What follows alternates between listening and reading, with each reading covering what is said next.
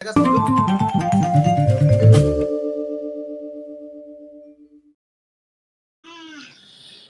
आप सभी को स्वतंत्रता दिवस की बहुत बहुत शुभकामनाएं। और स्वतंत्रता दिवस के मौके पर लाल किले की प्राचीर से पीएम मोदी ने एक बड़ा ऐलान किया है और कहा है कि दिवाली से पहले जीएसटी में बड़ा बदलाव किया जाएगा। लगभग 8 साल हो चुके हैं जीएसटी को लॉन्च हुए और जीएसटी को 8 साल में लगातार बैठकों का दौर लगातार जारी है। हर तीसरे चौथे महीने समीक्षा होती है, लेकिन अब तक जीएसटी को लेकर कुछ फिक्स फाइनल नहीं हुआ है, संशोधन होते रहते हैं। ऐसे में बड़ा सवाल है कि आखिर पीएम मोदी क्या बड़ा ऐलान करेंगे। इसीलिए हमारे साथ जुड़े हैं मोहम्मद हामिद, जो बताएंगे कि जीएसटी को लेकर किस किस तरह से देश में माहौल है और क्या ऐलान कर सकते हैं और क्या आने वाले फ्यूचर में राहत मिल सकती है और टैक्स का बोझ कैसे कम हो सकता है दिवाली से पहले। दिवाली से बाद चुनाव भी हैं बिहार के, उस पर भी बात करेंगे, लेकिन सबसे पहले आपको सुनाते हैं कि आखिर प्रधानमंत्री मोदी ने कहा क्या था। साथियों, इस दिवाली में आपकी डबल दिवाली का काम मैं करने वाला हूं। इस दिवाली में आपको एक बहुत बड़ा तोहफा देशवासियों को मिलने वाला है। पिछले 8 साल से हमने जीएसटी का बहुत बड़ा रिफॉर्म किया।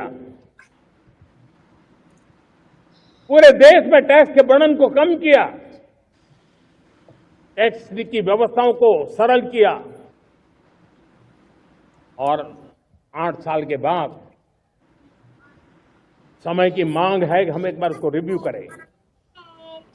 हमने एक हाई पावर कमेटी को बिठा करके रिव्यू शुरू किया, राज्यों से भी विचार विमर्श किया और मेरे प्यारे देशवासियों, हम नेक्स्ट जनरेशन जीएसटी रिफॉर्म्स लेकर के आ रहे हैं। ये दिवाली के अंदर आपके लिए तोहफा बन जाएंगे। सामान्य मानवीय की जरूरतों के टैक्स भारी मात्रा में कम कर दिए जाएंगे। बहुत बड़ी सुविधा बढ़ेगी। हमारे एमएसएमई, हमारे लघु उद्यमी, इनको बहुत बड़ा लाभ मिलेगा। तो सुना आपने, भारी मात्रा में टैक्स कम कर दिया जाएगा। जो अब तक की सबसे जो न्यूनतम दर है वो है 0% जीएसटी की और सबसे ज्यादा है 28%। तो मोहम्मद हामिद साहब हमारे साथ जुड़ गए। हामिद जी, सुना आपने, प्रधानमंत्री मोदी को बहुत बड़ा तोहफा देने वाले हैं दिवाली से पहले। जीएसटी के बारे में पहले बाद में बात करेंगे, पहले ये बताइए कि क्या तोहफा देने की सोच रहे हैं। शुक्रिया अनिल। देखिए, ये तो एक टीजर है दिवाली के पहले, या यूं कहें कि बिहार चुनाव से पहले एक मोमेंटम बनाने की कोशिश है। ठीक है, अच्छी बात है। तो ये सिर्फ एक टीजर है। उसमें आप ध्यान दीजिएगा कि पीएम मोदी ने कहा कि आम आदमी को बहुत बड़ी राहत मिलेगी टैक्स से, टैक्स के बोझ से। अब टैक्स के बोझ से राहत तब मिलेगी जब कुछ एसेंशियल गुड्स है, जैसे बहुत जरूरी चीजें हैं, उस पर टैक्स अभी 12 से 18% है, कई चीजों पर है। तो इसको लेकर के कुछ किया जा सकता है। ये क्या करेंगे वो तो अक्टूबर में पता चलेगा जब दिवाली आएगी, ठीक है। लेकिन ये तो साफ है कि कुछ बड़ा वो जरूर करेंगे, कुछ तो करेंगे, ठीक है। और इसके साथ ही कयासों का जो बाजार है वो गर्म हो चुका है। देखिए, अब थोड़ा सा हमें फ्लैशबैक में जाना होगा। फ्लैशबैक में जाना इसलिए जरूरी है क्योंकि जीएसटी को 8 साल हो चुके हैं और 8 साल होने के बावजूद भी इसमें लगातार सुधार जारी है। शुरुआत के 1 साल अगर आपको ध्यान दिला दूं कि शुरुआत के 1 साल बहुत ही ऐसे गुजरे थे कि हर रोज कुछ नया ऐड हो रहा था, हर रोज कुछ नया सुधार हो रहा था, ठीक। कभी टैक्स रेट में बदलाव, कभी स्लैब में बदलाव, कभी शुरू के 1 साल तो जीएसटी की वेबसाइट ही नहीं चली, ग्लिचेस आए, वो सब दूर किए गए, ठीक है। तो अभी भी ये प्रक्रिया चल रही है। अब अक्टूबर में क्या होगा, दिवाली में क्या होगा, किन चीजों पर प्रधानमंत्री कुछ बड़ा फैसला ले सकते हैं, जरा उस पर एक नजर डालते हैं। तो अभी हमारे पास 5 टैक्स स्लैब हैं, ठीक है। 0% है, 5% है, 12%, 18% और 28%। और इसी टैक्स स्लैब में सारी चीजें शामिल की जाती हैं। अब ये कहा जा रहा है कि इन जो 5 टैक्स स्लैब हैं इनको 4 कर दिया जाए। तो ये बहुत समय से चर्चा चल रही थी कि 12 और 18% को मर्ज करके कोई एक स्लैब बना दिया जाए। जो 5 टैक्स स्लैब है, जिसकी वजह से बहुत कंफ्यूजन रहता है।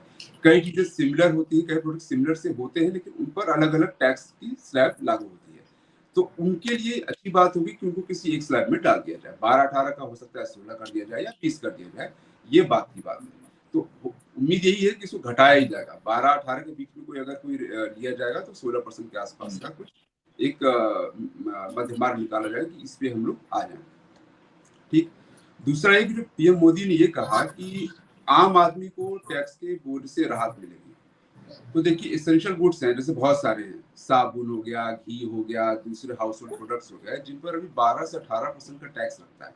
अभी डेली इस्तेमाल वाली चीजें हैं, ठीक है। सोने पर आप 30% दे रहे हो, जेम्स एंड ज्वेलरी पर आप 0.25% दे रहे हो, लेकिन जो एसेंशियल गुड्स हैं उस पर आप 18% और 12% टैक्स दे रहे हो। तो इसी की बात हो रही है, इसको घटा दिया जाए, इसको कम किया जा सकता है। एक तो ये, अगर वो ये चाहते हैं कि आम आदमी को, जो लोग हैं उनको राहत मिले, तो इस पे आपको कमी करनी होगी, ठीक है। ऐसी बहुत सारी आयरनी है जहां पर अभी आपको देखेंगे कि कई चीजों पर एक ही चीज है, उस पर अलग अलग प्रोडक्ट्स, अलग अलग टैक्स रेट भी लगे हैं। हाँ, तो इसी पे दूर किया जाए। इसी पे मुझे जरा पॉपकॉर्न की कहानी भी बता दो। हाँ, पॉपकॉर्न पे कैसे कैसे टैक्स है? आपको याद होगी, पॉपकॉर्न वाली कहानी बहुत आपको याद होगी, जब उन्होंने कहा था कि अगर आप अनपैक्ड वाला लेते हैं तो उस पे हम 5% ले लेंगे, जैसे आप उसमें कुछ कैरामल मिला दोगे तो हम 18% लेंगे, ठीक है ना। अगर उसको पैक करके बेच दिया तो हम 12% ले लेंगे। तो ये कंफ्यूजन मतलब रहा कि आप कैसे ऐसे कर सकते हैं कि अब जैसे मिठाई की बात हो गई, समझ लीजिए कि फूड इंडस्ट्री में, मान लीजिए कि आप किसी बेकरी शॉप में गए या मिठाई की शॉप पर गए, ठीक है, तो जो नॉन ब्रांडेड जो ब्रेड होता है वो टैक्स नहीं है, 0% है। लेकिन जब आप जैसे टोस्टेड ब्रेड लेने जाओगे ना, उसमें 5% का टैरिफ लगता है, ठीक है, 5% का टैरिफ। अब जैसे ही का शुगर बॉइल्ड कन्फेक्शनरी होती है, जैसे आपने जो टॉफियां वगैरह देखी, ऑरेंज वाली जो होती है टॉफी, ठीक है, उस पर आप जाओगे तो उस पर 12% टैक्स है। लेकिन जैसे आप शुगर कन्फेक्शनरी वाली जैसे लॉलीपॉप वगैरह हो गया, वो 18% पे। अब ये दोनों सिमिलर से दिखते हैं, ठीक है, एक पर 12%, एक पर 18%। तो ये बहुत बड़ा कंफ्यूजन है फूड इंडस्ट्री के लिए। रॉन्ग होता क्या है इससे कि अगर आपने किसी पर्टिकुलर आइटम पर रॉन्ग जीएसटी रेट से आपने टैक्स फाइलिंग कर दी, मान लीजिए कि आपको 18% पे करना था तो 12% पे कर दिया, तो आपको नोटिस आ जाता है कि भाई आपने तो प्रॉपर टैक्स चुकाया नहीं, तो वो कंप्लायंस का मुद्दा फंस जाता है। फिर वो बेचारा जो बिजनेसमैन होता है वो जाकर कंप्लायंस में लग जाता है। तो ये बहुत जरूरी है कि जो एम्बिग्युइटी है ना, इसको दूर किया जाए। तो बहुत सारे टैक्स स्लैब ना बनाया जाए, टैक्स स्लैब को कम किया जाए, और उस पर क्लैरिटी आनी चाहिए कि इस पर्टिकुलर चीज पर इतना टैक्स लगेगा, और अगर सिमिलर चीजें दिख रही है तो वो किसी एक ही टैक्स ब्रैकेट में फॉल कर दिया जाए, एक ही में डाल दिया जाए। तो शायद यही वजह है कि जो तमाम जो बिजनेसमैन है, हम देखते रहते हैं कि इतने जीएसटी, इतने हजारों करोड़ जीएसटी टैक्स चोरी का आरोप लगता रहता है। इसी वजह से कंफ्यूजन रहती है कि शायद यही वजह होगा जो टैक्स स्लैब का। देखिए मेन कारण ही वही है कि मैंने जैसा आपको बताया ना, शुरू में क्या हुआ था कि जब ये जीएसटी लेकर के आए थे, तो जीएसटी चूंकि हिंदुस्तान के 8 साल में कोई भी टैक्स स्ट्रक्चर लागू करना इतना मतलब बहुत इजी काम नहीं है कि आप कोई नई चीज लेकर आ रहे हो, ठीक है। नई चीज टैक्स जैसा सिस्टम जिसको कि आइंस्टाइन ने बोला था कि दुनिया का सबसे कठिन चीज है वो। अब इसको लागू तो आपने किया, शुरुआत में आपने बहुत सारे ग्लिचेस देखे आपने, मतलब हम सबको याद है कि कैसे हर तीसरे दिन हर दूसरे दिन आता था कि इस पर ये सुधार हो गया, इसका टैक्स चेंज हो गया, इसका ये हो गया। अभी भी चली रही प्रक्रिया, अभी भी चली रही, ठीक है। इसमें हो सकता है थोड़ा स्लो डाउन हुआ है, लेकिन ये जरूर है कि कंप्लायंस को लेकर के जो एक इशू था, कंप्लायंस को लेकर के जो इशू था वो अभी भी है, वो अभी भी नोटिस जा रहे हैं लोगों को। कंप्लायंस के नाम पे जो छोटे उद्यमी हैं, छोटे कारोबारी हैं, एमएसएमईज हैं, उनको अभी भी नोटिस जाते हैं और उनका बहुत सारा टाइम इसमें वेस्ट होता है, ठीक है, जस्ट बिकॉज कि उन्हें अभी तक ये आइडिया नहीं हो पाया है कि मेरा जो मैं बिजनेस कर रहा हूँ और जो मैं आइटम बेच रहा हूँ, अभी इनपुट टैक्स क्रेडिट को लेकर जो आईटीसी है उसको लेकर के जो बहुत अभी कंफ्यूजन, इन्वर्टेड जो होता है इसमें टैक्स क्रेडिट, तो उसको लेकर के अभी कंफ्यूजन, जिसकी वजह से क्या होता है कि लोग गलत इनपुट आईटीसी ले लेते हैं, इसी वजह से नोटिस आ जाता है, जितना बनता है उससे ज्यादा ले लेते हैं या जमा नहीं कर। ऐसे बहुत सी चीजें हैं जो जिस पर अभी क्लैरिटी आनी बाकी है, और आ भी गई है तो लोगों का भी समझ में नहीं आ रही है।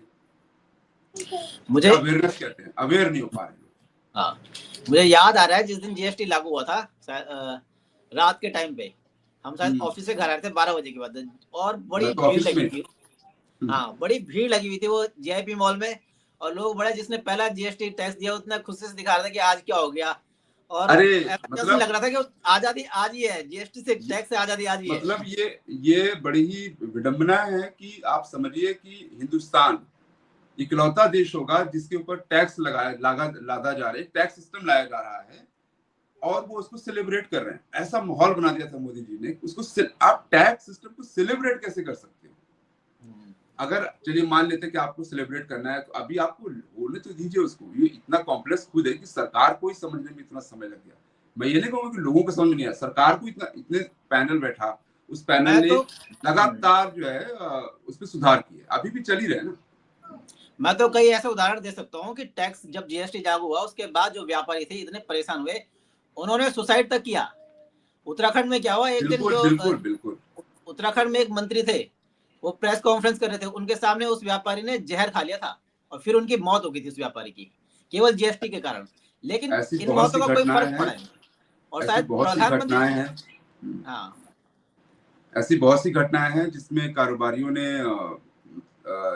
इस वजह से सुसाइड कर लिया या अपना कारोबार बंद कर दिया। ऐसे सबसे मुश्किल दौर जब गुजरा कोविड का, जब सरकार ने हालांकि रिलैक्स किया था, लेकिन कोविड का वो जो दौर है वो हर कारोबारी के लिए एक तरह से देखा जाए तो नाइटमेयर है वो। कितने बिजनेसेस बंद हो गए, है ना। तो एक वो है। एक अगर मैं आपको थोड़ा फ्लैशबैक में लेके जाऊं कि जो सुधारों की एक प्रक्रिया है वो कैसे सतत चली है, तो 1 जुलाई 2017 जब इसको लागू किया गया, ठीक है, तो जब इसको लागू किया गया तो एक पोर्टल बनाया गया, जीएसटीएन का पोर्टल। आपको पता वो खुला ही नहीं, कई दिनों तक वो खुला ही नहीं। तो उसको सुधारने में इनको हफ्तों महीनों लग गए उसको सुधारने में, ठीक है। तो एक वो था। उसके बाद एक साल तक की पूरी प्रक्रिया चलती रही। जीएसटीएन का जो वेबसाइट है, उसको पोर्टल को उसको सुधारने में पूरे 1 साल लगे। अभी भी शायद कुछ समय तक, मुझे याद है कि अभी कुछ दिन पहले भी हुआ था, ठीक है। 2018 का आता है। 2018 में इन्होंने क्या किया, एक सुधार, ई-वे बिल का एक प्रक्रिया लेके आया। ई-वे बिल मतलब कि जो सामान ले जा रहे हैं तो उसमें जो ट्रक वगैरह होते हैं उनको ज्यादा परेशान ना किया जाए, एक ई-वे बिल जनरेट किया जाए। ये ई-वे बिल जो उन्होंने जनरेट किया, इसको लेकर के बहुत सारे कंप्लायंस के इशू आए और अभी भी आते हैं। फिर 2018 गुजरा, 19 आया तो ई इनवॉइसिंग लेकर के आए। तो ई इनवॉइसिंग क्या होता है कि मान लीजिए कि जो 5 करोड़ का बिजनेस कर रहे हैं उनके लिए इनवॉइसिंग रोल आउट करना जरूरी होता है। उनके लिए जरूरी होता है कि वो दें, ये बताएं, इनको बताएं, सरकार को बताएं, ये जीएसटी में फाइल करना होता है। पहले 500 करोड़ था, इसको घटा करके 5 करोड़ लेके आए, ठीक है। इससे क्या होगा कि जो फेक इनवॉइसेस बनाते हैं आप उस पर लगा, क्योंकि सरकार शुरू से ही, आप जैसे कि होता है ना कि आप सिस्टम पहले लाते हैं, लोगों से कार्ड पहले ले आते हैं। आपने नियम बनाया तो लोगों से कार्ड पहले निकाले कि हम जमा ही नहीं करेंगे, फेक इनवॉइसेस बना के दे दिए, ठीक है, कि हमारा धंधा इतने का है लेकिन हम इतना दिखा रहे हैं। हम सरकार ने कहा कि इतना करोड़ का होगा तो आपको देना है, तो नहीं दिया भाई, उन्होंने कम धंधा दिखाया अपना और फेक इनवॉइसेस बना के आईटीसी ले रहे हैं। ये भी चला। तो अभी भी ये प्रक्रिया चल रही है, सुधारों की प्रक्रिया अभी जारी है। चलिए, तमाम हम नेगेटिव पहलुओं के साथ साथ एक पॉजिटिव पहलू तो ये है कि लगभग हर महीने 1.5-2 लाख जीएसटी तो कलेक्शन हो ही जाता है।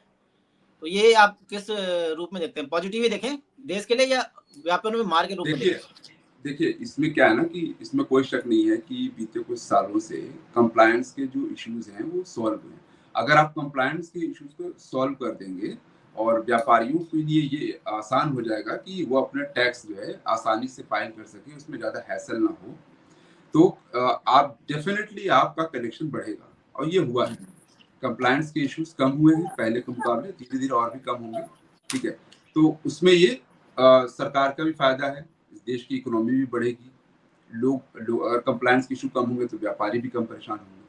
तो आगे जाकर के और कलेक्शन बढ़ने की ही उम्मीद है, घटेगा तो नहीं, क्योंकि आप ज्यादा से ज्यादा जो बिजनेसेस हैं उसको टैक्स के दायरे में लेके आ रहे हैं, क्योंकि कंप्लायंस के इशू नहीं है। आप जो फेक इनवॉइसेस है या जो गलत रिटर्न फाइलिंग दिखा देते हैं लोग या उस तरह की चीजें हैं। अच्छा, गलत रिटर्न फाइलिंग से क्या होता है कि एक रिफॉर्म ये भी था, एमनेस्टी स्कीम लेकर के आई थी, क्योंकि हुआ ये कि जब शुरू में इसको लागू किया गया तो बहुत से लोगों ने, जैसे कि अब समझ नहीं पा रहे कि भाई ये मेरा जो आइटम है वो किस टैक्स में ब्रैकेट में फॉल होगा, या लोग ये समझ नहीं पाए कि इसको मैं कैसे फाइल करूं, ऐसे बहुत सी चीजें हुई। तो लोगों को नोटिस आने शुरू हो गए, लोगों ने रिटर्न नहीं फाइल किया, तो सरकार एक एमनेस्टी स्कीम लेके आई थी।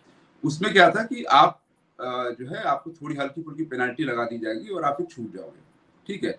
तो ये भी एक रिफॉर्म के तौर पे इसको गिना जा सकता है कि ये व्यापारी के लिए एक राहत की बात है कि अगर मुझसे कोई गलती से कोई चीज छूट गई या मैं गलत मैंने भर दिया या मैंने रिटर्न फाइल नहीं किया, ठीक है, किसी वजह मुझे लगा कि भाई मुझे रिटर्न फाइल नहीं करना क्योंकि मेरा तो हुआ ही नहीं, बिजनेस ही नहीं हुआ, ठीक है, कई बार ऐसा होता है कंफ्यूजन, तो उसके लिए एक एमनेस्टी स्कीम लाई थी सरकार, वो भी एक रिफॉर्म के तौर। ऐसे रिफॉर्म्स तो बहुत कंटिन्यूस चलते ही चले आए हैं, जिसको छोटे मोटे रिफॉर्म गिन सकते हैं उसको। तो जो ये लगातार रिफॉर्म चल रहे हैं, तो अब कौन सा ऐसे रिफॉर्म करने वाले हैं प्रधानमंत्री मोदी? देखिए इस पे भाई, अब रिफॉर्म हाँ, दो तीन मेजर चीजें बता देता हूँ मैं। जैसे कि मैंने आपको अभी बताया कि 12 से 18% का जो स्लैब है, तो या तो ये उनको मर्ज करेंगे, जो कि मैंने आपको पहले बताया। दूसरा ये कि बहुत समय से चल रहा है, मुझे नहीं पता ये होगा या नहीं, लेकिन जो डिमांड है वो ये है कि जो पेट्रोलियम प्रोडक्ट्स हैं, जो कि स्टेट्स के रेवेन्यू का बहुत बड़ा जरिया होता है, अल्कोहल पेट्रोलियम प्रोडक्ट्स, ठीक है, ये अभी जीएसटी के दायरे में नहीं आते हैं।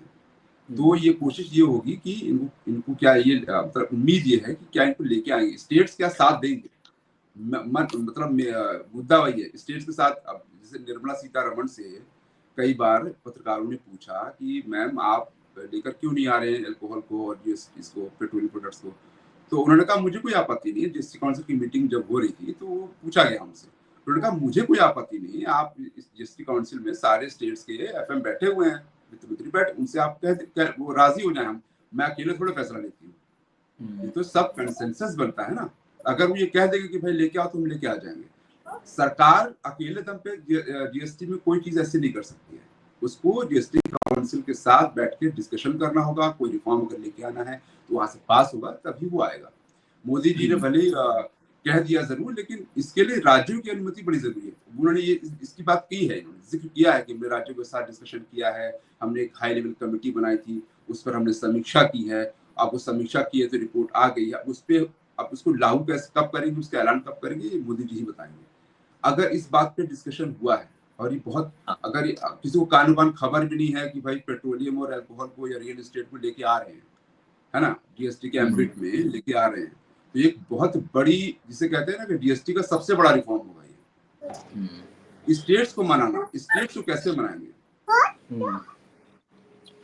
चलिए अब एक और चीज, जब टाइमिंग को लेके दिवाली के टाइम पे डबल बोनस देंगे, डबल धमाका करेंगे, लेकिन नवंबर में बिहार के चुनाव है, तो क्या ये चुनावी फैसला होगा? और दूसरा, जीएसटी जैसे टॉपिक पे कितना, क्योंकि बिहार है तो जीएसटी वाले टॉपिक पे वहाँ कितना लोग प्रभावित हो जाएंगे अगर बहुत ज्यादा 0% कर दिया? माना मोदी जी ने चुनाव जीतना है, जैसे दिल्ली का करा था 12 लाख कर दिया था तो लोग बड़े खुश हो गए थे, अब कितना % लोग प्रभावित होंगे इस जीएसटी से?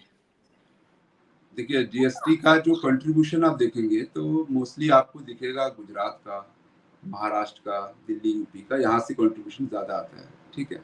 अब बिहार में इतनी इंडस्ट्री नहीं है, छोटे उद्यमी होंगे लेकिन इतनी बड़ी इंडस्ट्रीज नहीं कि वहां से बहुत बड़ा कंट्रीब्यूशन आता है। और जीएसटी जैसी चीज बिहार को अपील करेगी कि नहीं, आई डाउट कि अगर यही चीज गुजरात के चुनाव के दौरान या महाराष्ट्र के चुनाव के दौरान की जाती तो शायद कुछ मतलब सिनेरियो अलग होता, कुछ बात होती, बट बिहार के लिए ये थोड़ा मुझे लगता है कि इतना ज्यादा अपीलिंग नहीं है, उससे कनेक्ट करना थोड़ा मुझे नहीं लगता सही होगा। चलिए खैर, प्रधानमंत्री मोदी ने एक शिगुफा तो छोड़ ही दिया है और लोग अब दिवाली का इंतजार इसलिए करेंगे कि दिवाली में बम नहीं फोड़ने, दिवाली में देखने की क्या टैक्स में छूट मिलती है। जो बम फोड़ना है मोदी जी को फोड़ना है। हाँ, और मोदी जी जब बम फोड़ते ना बताते भी नहीं है। तो चलिए, आप इस मुद्दे पे हमारे साथ जुड़े, बहुत सारी आपने जानकारियां दी, टाइम भी काफी हो गया है, तो आपका बहुत बहुत धन्यवाद। फिर दूसरे टॉपिक में मिलते हैं कुछ टाइम बाद, तब तक के लिए मुझे और हामिद को दीजिए इजाजत। नमस्कार।